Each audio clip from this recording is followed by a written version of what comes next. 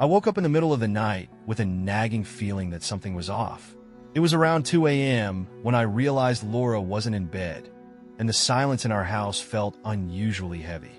Usually, she'd be snoring softly by my side, even on the busiest days. But that night, there was nothing but the steady hum of the refrigerator and my own quickening heartbeat. I tried to recall her words from earlier that evening. She had mentioned a working dinner, something that sounded more like a business engagement than a romantic evening out. At first, I brushed it off as one of those long nights that often leave you feeling disconnected. But as the minutes ticked by without any sign of her return, my mind began to wander down darker paths. Gripped by a mix of anxiety and curiosity, I did something I'd never done before. I checked her phone's location. The app lit up on my screen with a detail that sent a jolt straight to my gut. She was at the Regent Palace, a luxurious hotel known for its opulence, where the rooms were a staggering $1,500 a night. The revelation made me pause for a moment, wondering if this was truly the place for a simple business dinner or if something more was at play. The decision was made in a heartbeat. I grabbed my jacket and drove through the dark, empty streets, my mind racing with every possibility. When I finally pulled up to the Regent Palace, the grandeur of the building somehow seemed to mock my internal turmoil. I stepped out of my car, the cold night air doing little to cool the burning anger and hurt inside me, and made my way to the hotel entrance. Inside, the lobby was a blur of modern luxury and polished marble. I asked the receptionist if they knew why a woman by the name of Laura would be here at this hour, but the polite smile on her face did nothing to ease my rising dread. She simply directed me to the elevators, leaving me with no choice but to ride up to the level where the business center was. My heart pounded in my ears as I neared the corridor lined with plush carpet and softly lit doorways. That's when I saw her. Laura was standing there, calm and composed, as if she had all the time in the world. What made my blood run cold, however, was the man standing beside her, a tall, impeccably dressed man in an expensive suit, his demeanor cool and confident. Their bodies moved in unison, an almost choreographed exit that betrayed nothing of the chaos I felt inside. I froze in the shadows, watching as they walked side by side toward the exit. Laura didn't even seem surprised by my presence. If anything, there was a mocking glint in her eyes, a silent, daring smile that felt like a slap in the face.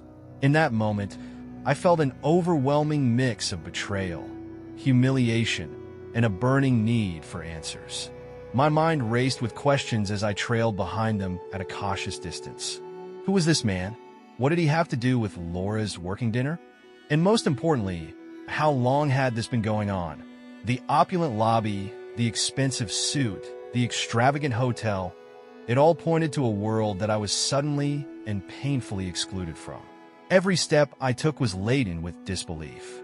I recalled the years we had spent together, moments of laughter, shared dreams, and whispered secrets in the quiet hours of the night. Now, in a scene that felt like a poorly scripted drama, everything was shattering before my eyes. As I continued to follow them, my mind began to piece together fragments of the past, small inconsistencies, a phone call that ended abruptly, subtle hints in her tone when she mentioned work. None of it had added up until now. Standing in that corridor, witnessing her nonchalant exit with a stranger, I felt a cold realization settle in. The truth was far more bitter than any suspicion I'd harbored. I knew I should confront her then and there, demand explanations, and let her know that nothing would be swept under the rug.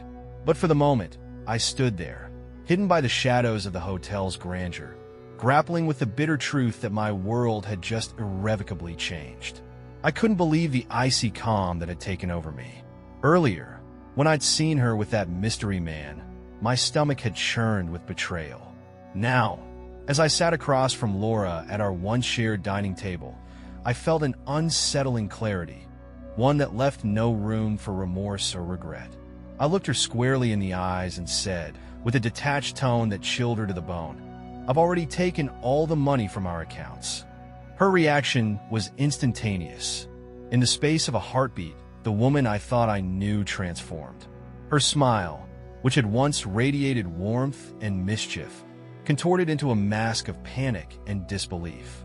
"What? Michael? Are you serious?" she stuttered, her voice quivering as if she couldn't quite register the reality of my words. I reached for my phone and opened the banking app. With deliberate slowness, I handed it to her. There it was, plain as day, a balanced reading of $0. Every digit, every zero, testified to the calculated strike I'd executed. I could see the color draining from her face as the truth set in. It wasn't just a threat. I had followed through. In that charged silence, the tension was palpable. Laura's hands trembled as she clutched the phone, her eyes darting around the room as if searching for an escape. "Michael, what have you done?" she whispered, her voice a mix of shock and a dawning realization that her carefully curated life was collapsing around her. Before I could even think of another word, she lunged for her phone and dialed her mother. The minutes that followed were nothing short of a theatrical meltdown. Almost immediately, her mother's furious voice exploded through the speaker. "You selfish scum. She won't be able to have fun anymore because of you." The venom in her tone was unmistakable. It reverberated off the walls of our dining room. The sheer absurdity of all, the call, the accusations, struck me as almost comical. I couldn't help but let out a cold, humorless laugh as I absorbed the spectacle. For a moment, the chaos in front of me was like a twisted performance, a carnival of broken promises and shattered illusions. The woman I had once believed in was now reduced to a frantic, panicked figure, and her mother's tirade added another layer of bitter irony to it all. I sat there, savoring the moment of absolute control, as if the act of dismantling our financial security had become a form of catharsis. Every fiber of my being resonated with a relief I hadn't felt in years. In that instant, with Laura's world disintegrating before her eyes, I realized something profound. I finally felt free.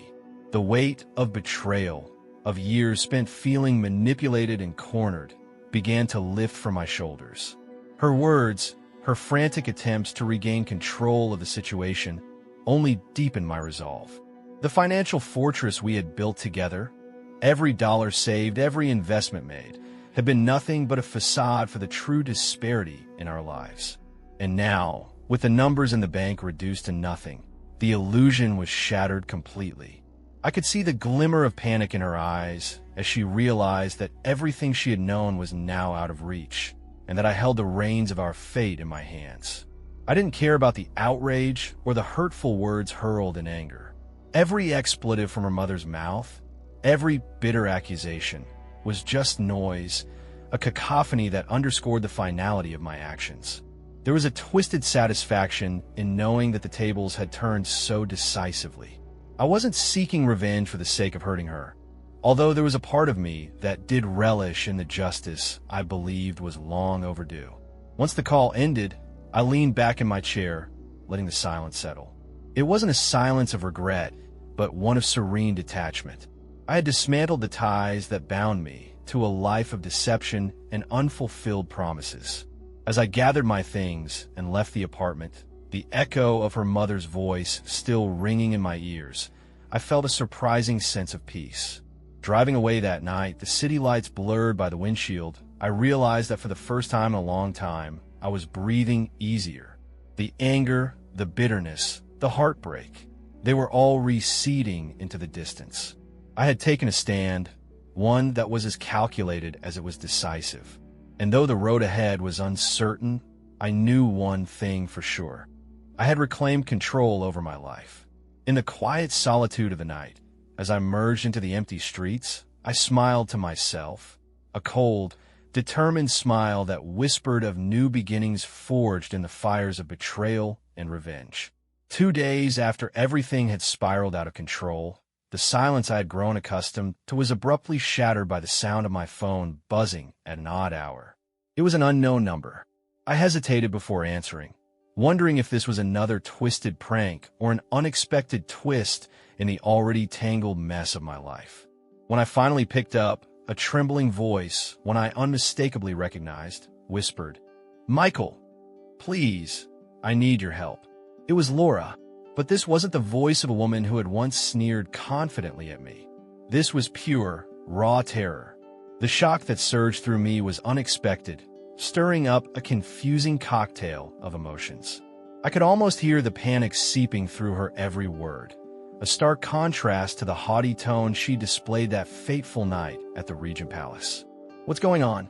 I asked, trying to keep my voice even though a part of me bristled at the irony of her plea. She took a shaky breath before launching into a tale that seemed too surreal to be true. Laura told me about her new boyfriend, Alex, a 45-year-old man she had insisted was her ticket to a fresh start after our messy downfall. At first, she had spoken of him with a mixture of relief and tentative hope, but now her tone had morphed into one of unadulterated dread. According to her, Alex wasn't the charming, dependable man he appeared to be. Instead, he had a dark, dangerous side that she had only glimpsed too late. The details poured out in a cascade of fear and regret. She explained that Alex had somehow managed to break into her apartment, a place she had considered her sanctuary, and that he had been lurking in the shadows for hours before making his presence violently known. His intrusion wasn't subtle. He had smashed through the door, and the sound of shattering glass still haunted her memory. Laura's voice cracked as she recounted how he had circled her, his eyes cold and unyielding, a predatory glint that made it clear he was far from the benign figure she had once trusted. "I was so scared, Michael," she sobbed, the desperation in her voice unmistakable. "He was saying things, threatening things. I didn't know what to do. I thought I could handle it, but then he did things I can't even describe." Her words trailed off in a broken whispers, and I could hear her choking back tears over the phone. The woman who had once been so sure of herself was now reduced to a frightened, desperate soul, pleading for any semblance of safety. Despite everything that had happened between us, I couldn't entirely ignore the genuine panic in her voice. In that moment, my mind raced, not just with the bitterness of betrayal or the satisfaction of our earlier financial war, but with a creeping concern that threatened to upend it all. How had her life spiraled so drastically that she would end up in such peril? And more importantly, how had someone like Alex, whom she'd trusted enough to let into her life, turned into a monster? I listened intently as she continued, describing how Alex's demeanor had shifted in a way that made it clear his intentions were far from honorable. He demanded that she hand over not only money but also sensitive personal information, something that clearly belonged to someone who knew how to manipulate and intimidate. The conversation was punctuated by her desperate pleas for help, and for a fleeting moment, I wondered if this was an opportunity for redemption, a chance to be the protector she now so desperately needed. Yet, even as I felt a reluctant pull towards offering assistance, a darker part of me reveled in the chaos that had ensued. There was a twisted satisfaction in hearing her voice crumble under the weight of her own decisions, a sense of poetic justice for all that had transpired between us. But as the minutes ticked by and the gravity of her situation deepened, that satisfaction began to waver, replaced by the stark reality that I was now tangled in a new, dangerous web. I asked her for her location, promising to come over immediately, even though every instinct warned me that stepping back into her world could only mean trouble. The night outside was unusually silent, the air heavy with a tension that mirrored the turmoil in my mind. As I drove towards her apartment, memories of our past, both good and bitter, flashed before my eyes. I couldn't shake the irony that the same woman who had once relished in her defiant smile now cowered in fear. When I finally arrived at her building, the dimly lit corridors and the eerie quiet of the night set the stage for a confrontation that I wasn't entirely sure I was prepared for. Every step I took felt laden with uncertainty, the weight of the situation pressing down on me. The very thought that Alex, this dangerous man with a hidden agenda, had invaded her space and threatened her made my blood run cold. I reached her door, and with a mixture of trepidation and resolve, I knocked softly, waiting for her to respond. Inside, I could hear the muffled sounds of her distress, the soft weeping, and the occasional sharp, panic gasp that confirmed her terror. I hesitated, wondering if I should force my way in or wait until she was ready to let me in. The seconds stretched into what felt like an eternity before the door creaked open. There she was, standing in the threshold with eyes wide with fear, clutching her phone as if it were a lifeline. The apartment was in disarray, signs of a struggle evident in every corner. Overturned furniture, broken glass, and scattered belongings that painted a vivid picture of chaos. Before I could utter a word, she cried out, "Michael, thank God you're here." The relief in her voice was palpable, but so was the terror that still lingered in the shadows of her eyes. In that moment, as I stepped into the mess that was her life, I was forced to confront a harsh reality. The lines between friend and enemy had become blurred. The woman who had once been a source of profound hurt was now a victim of someone even more dangerous. And despite the tumult of our shared past, I knew I couldn't simply walk away from this. At least, not without first ensuring that she was safe from the darkness that had invaded her home. With a steely determination that belied the inner conflict raging within me, I set out to secure her apartment, calling the authorities and keeping a vigilant watch for any sign of Alex's return. Amid the chaos and the uncertainty, I found myself questioning the very nature of justice and retribution. Had I truly freed myself by severing all ties, or had I merely stepped into another trap laid out by fate's cruel sense of irony? As the night deepened and the first rays of dawn began to peek over the horizon, I stood there, caught between the remnants of old betrayals and the emerging threat of a new, dangerous chapter in our lives. And in that fragile moment of uncertainty, one thing was painfully clear. Sometimes, the line between being a victim and a perpetrator is far thinner than we'd ever dare to imagine. I arrived at Laura's new apartment building, a towering skyscraper that had become her latest refuge since everything had fallen apart. The elevator ride up to her floor was silent and heavy with unspoken tension, and by the time I reached her door, my mind was churning with equal parts dread and determination. I hesitated before pressing the buzzer, wondering if I was about to walk into another battlefield. When the door finally swung open, I was met with chaos. The living room, which should have been a safe haven, was in utter disarray. Shards of broken glass glinted menacingly on the floor, and a chair lay overturned in the middle of the room, a silent testament to a struggle that had recently taken place. Furniture was strewn about, and scattered belongings told a story of frantic desperation. Laura was in the midst of it all, her eyes wide with panic as she scrambled to hide evidence of the mess.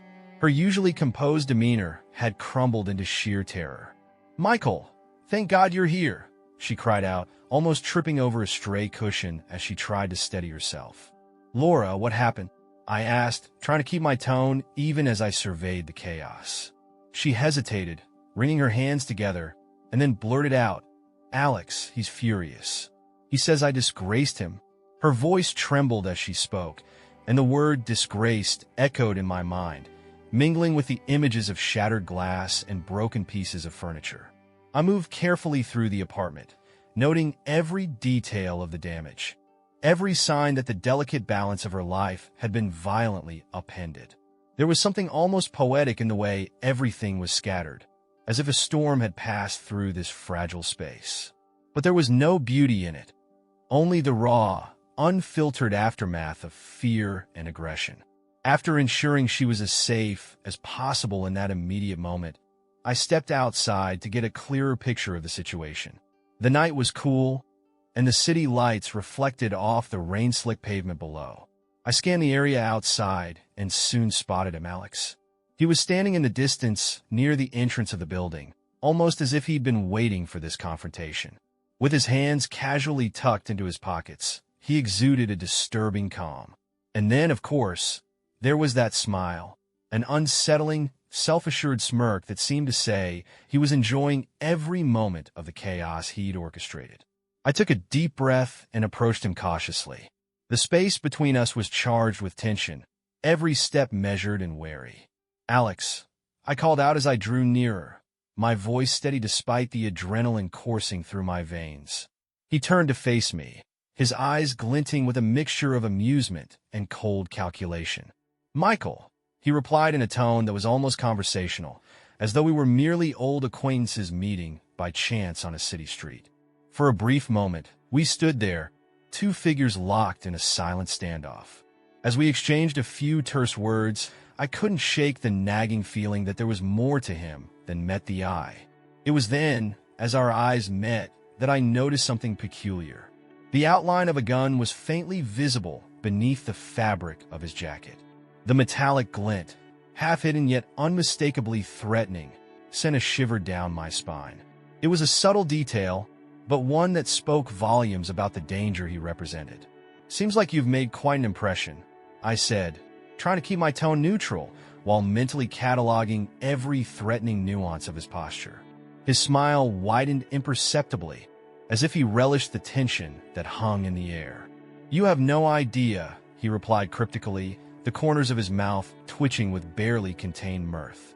There was an arrogance in his voice, a confidence born not just of physical power, but of an unyielding belief in his own right to dominate the situation. For a moment, we stood there in silence, each of us measuring the other, the air thick with unspoken threats. I could feel the weight of his hidden weapon, the promise of violence lurking just beneath the surface. It was a dangerous game we were both playing, one that teetered on the edge of explosive confrontation.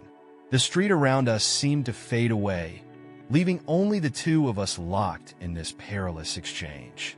I knew that one wrong move could escalate everything into a fight with consequences I wasn't sure either of us could handle.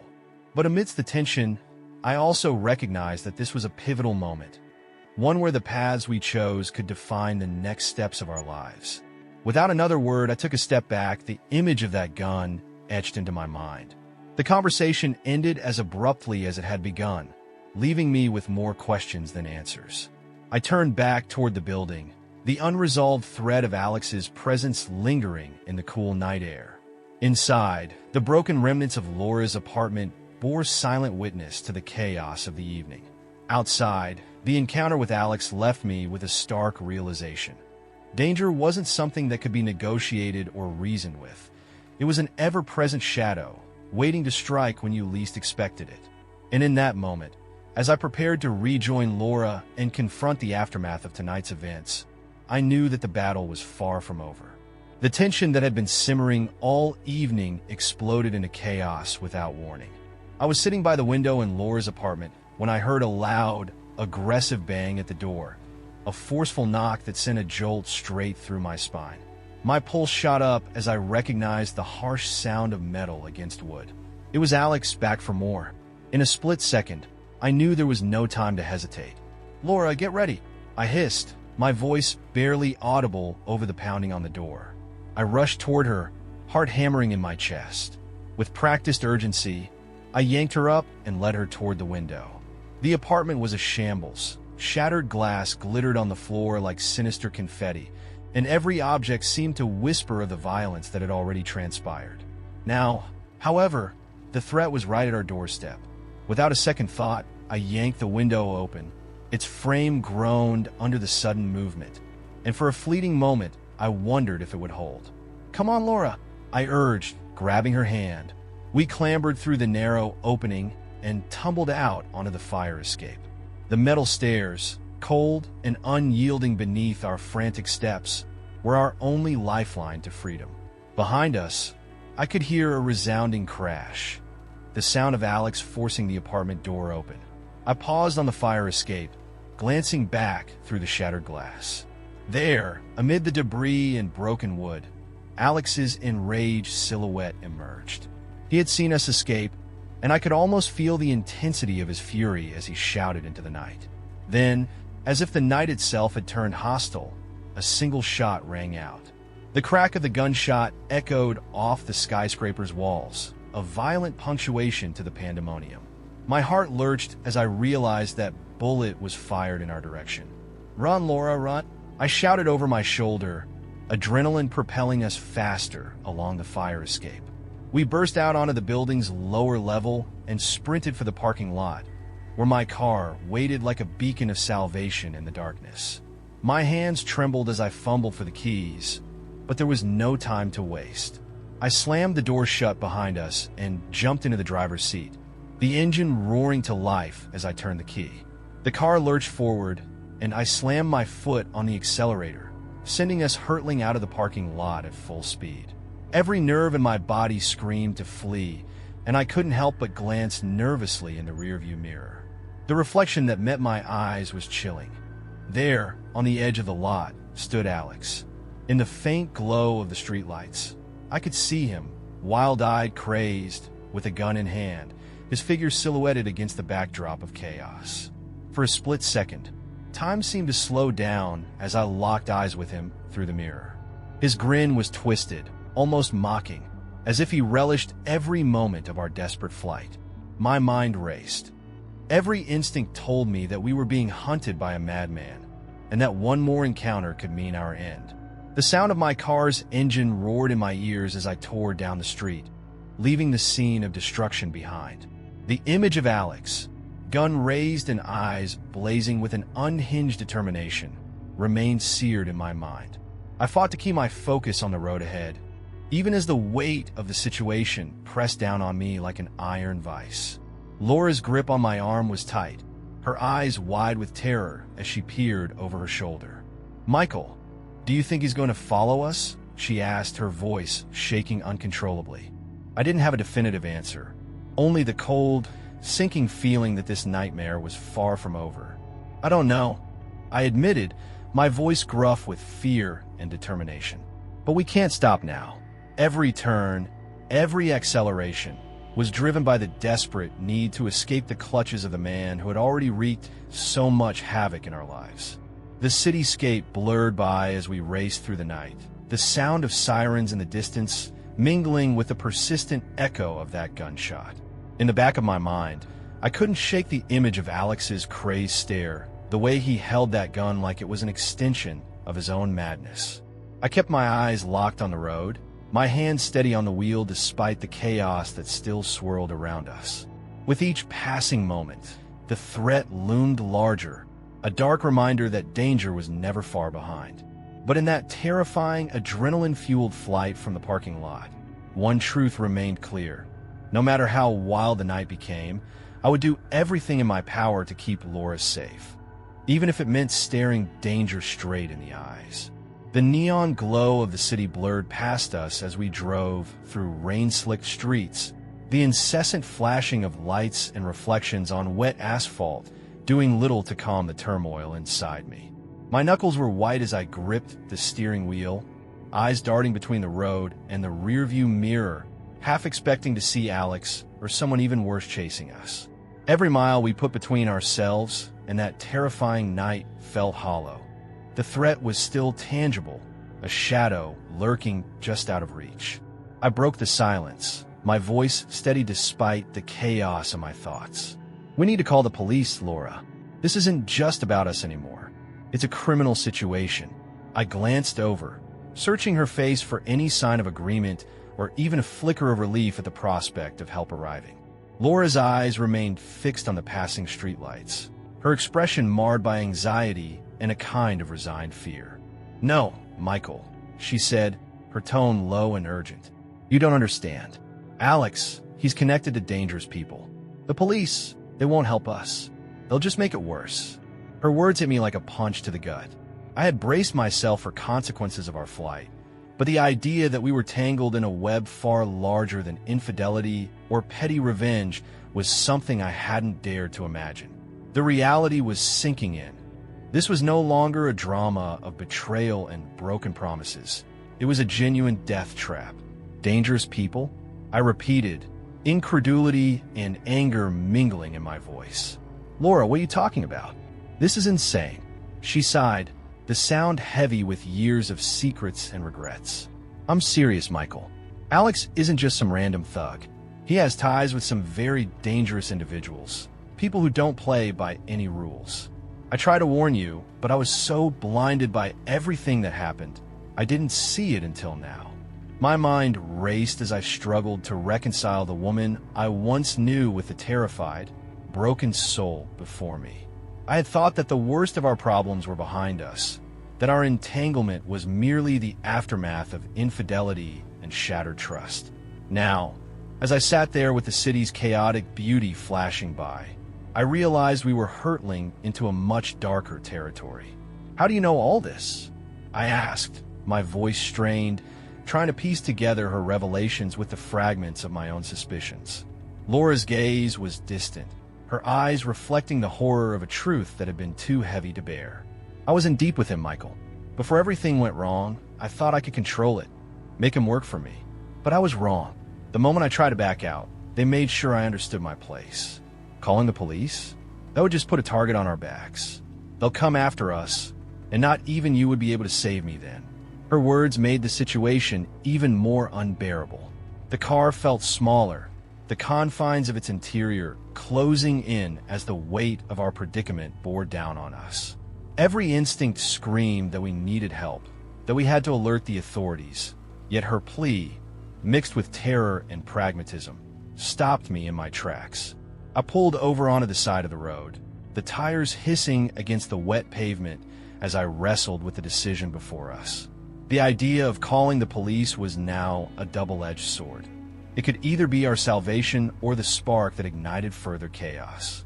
I glanced at Laura, her face streaked with tears that glistened in the intermittent glow of passing streetlights. Her fear was real, palpable, and it was clear she had experienced horrors I couldn't even begin to fathom. "Laura, I'm not comfortable driving blind into the night without some backup," I said, my tone a mix of resolve and desperation. "We can't keep running forever. We need to do something, anything, to put an end to this madness."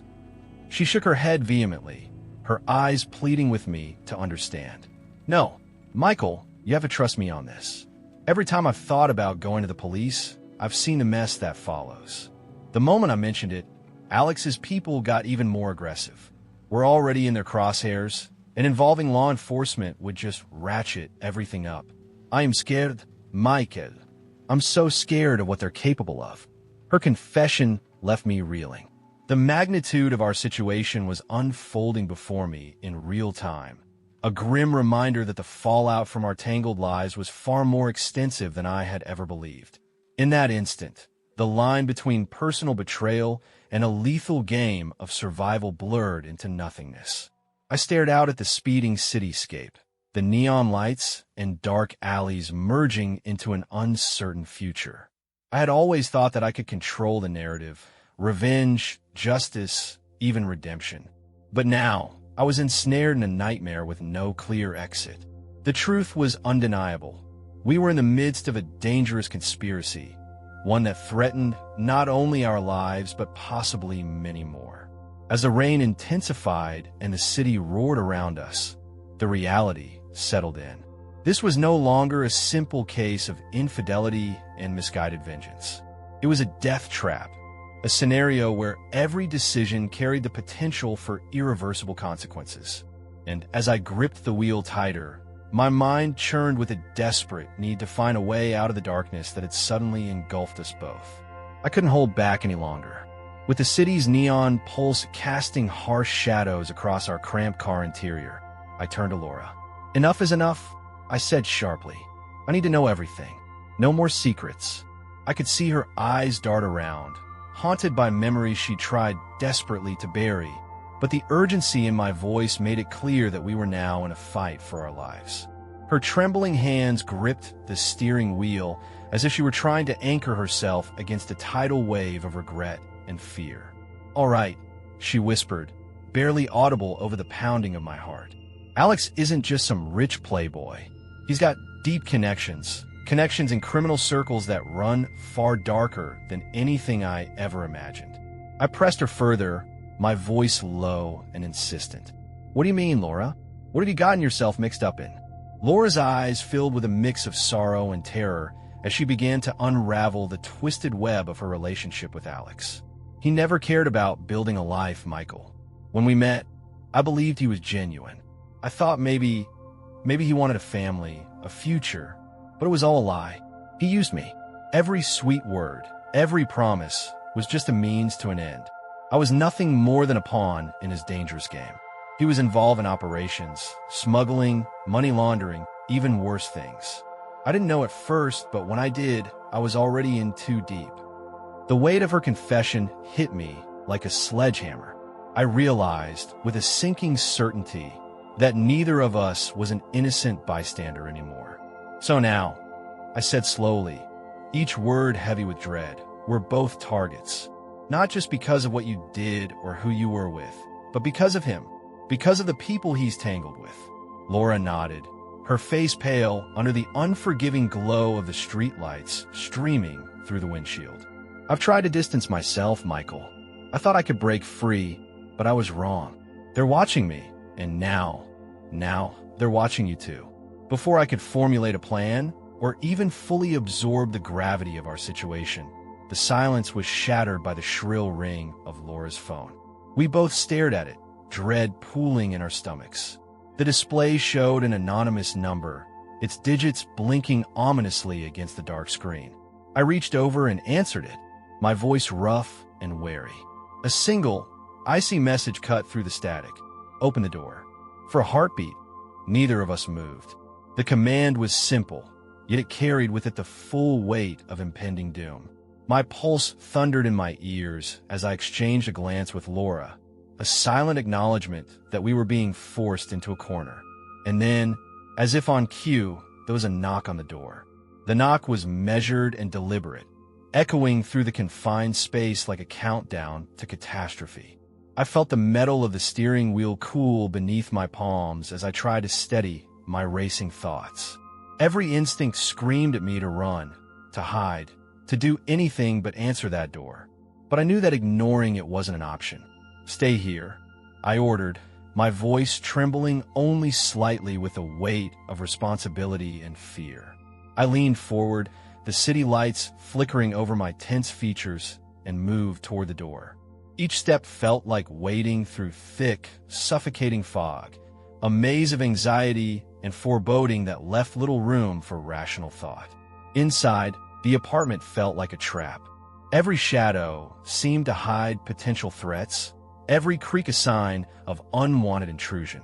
I paused by the door, hand hovering over the lock, and listened intently for any further sounds, a whisper, a rustle, anything that might hint at who or what was on the other side. The knock had faded into an eerie silence, leaving behind a void filled only with the echo of that single, damning instruction. I swallowed hard and spoke into the small gap between the door and the frame, my voice steady despite the turmoil churning inside me. "Who is it?" I demanded, every word laced with authority I hoped I could muster.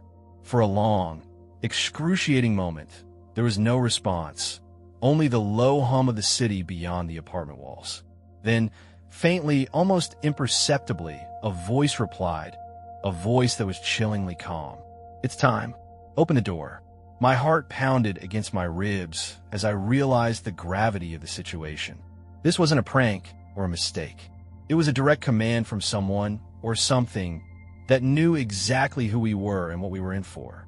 Behind that knock, behind that message, lay a new danger, one that wasn't interested in our past mistakes or personal grievances. It was an enemy that had stepped into the arena, and our very lives now hung in the balance. I turned back to Laura, her eyes wide and pleading for some sort of reassurance that I wasn't about to lead us to our doom. "We're in deeper than I thought," I murmured, the bitter truth finally settling in. "But whatever happens, we face it together." Her nod was almost imperceptible, a silent pact made in the face of overwhelming terror. As I reached for the doorknob, every muscle in my body tensed in anticipation of what lay beyond.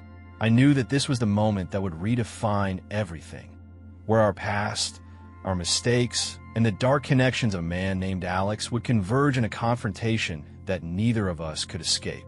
The knock had opened the door to a nightmare, and there was no turning back.